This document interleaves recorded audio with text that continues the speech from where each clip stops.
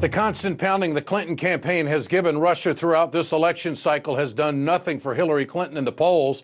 People just aren't connecting to it. Explaining the email from WikiLeaks, the pending investigations that are in the news, and the constant whining about Russian involvement seems to be a pretty poor last week strategy, if you ask me. For more on the week and what has to happen, let's turn to our panel tonight. Beverly Hallberg joins us. She's the president of the District Media Group and also with the Heritage Foundation. She joins us. And Farron Cousins, co-host of Ring of Fire Radio, is with us tonight. All right, now I want to put this, I'll start with you, Farron, in perspective with progressives. As I mentioned earlier in this broadcast, you know, a big fight with Bernie Sanders, big conventions, big ratings on all of these debates that were taking place, so much hope, so much generation of a new generation coming forward to get the things that they want. And now the last week, it's emails, it's investigations, it's lies, it's accusations, and oh, by the way, it's Russia.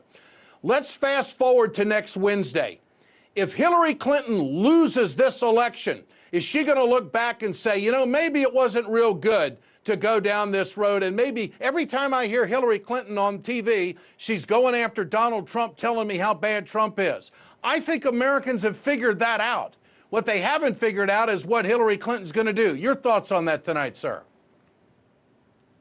I agree 100%. And to be honest, I don't think that Hillary Clinton would look back next Wednesday if she lost and think that they did something wrong. I mean, she's got some really, really bad advisors right now. As you pointed out, all the ads are doing is telling us how bad Donald Trump is. We remember what he's said. We know what he's done. What do you stand for? Your entire campaign cannot be built around the fact that you are not Donald Trump. And that's what they're doing. If Hillary Clinton wants to wake up Wednesday morning as the next president, she needs to be going out there to Standing Rock with those protesters and saying, I stand with you, and I promise you this pipeline won't happen under my watch. She has to reach out to those progressives who are going to either vote Jill Stein or possibly even Gary Johnson, because that's what's going to hurt her. She's not going to lose Democrats to Trump. She is in real danger of losing them to these third-party candidates, though.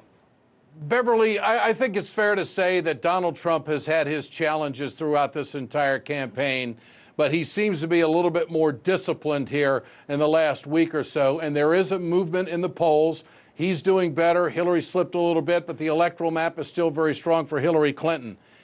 Isn't the Clinton campaign serving up a slow-pitch Class D softball pitch to Donald Trump down the stretch? I mean, giving him every opportunity to win this thing. What are your thoughts? Yeah, I would say it's not necessarily that Donald Trump is doing so well. It's just that Hillary Clinton is doing so poorly. And I thought it especially interesting, this whole Russia connection she's trying to make to Donald Trump, which may or may not be true. But the facts is that once again, Hillary Clinton finds herself in a scandal. And it's not just an allegation. It's the FBI investigating and actually tying the Clinton Foundation to foreign entities that do horrific things, including killing people just because they're gay or because they're Christian. So if she wants to play this comparison game, especially as you mentioned 5 days before the election, that's a losing argument that she's making.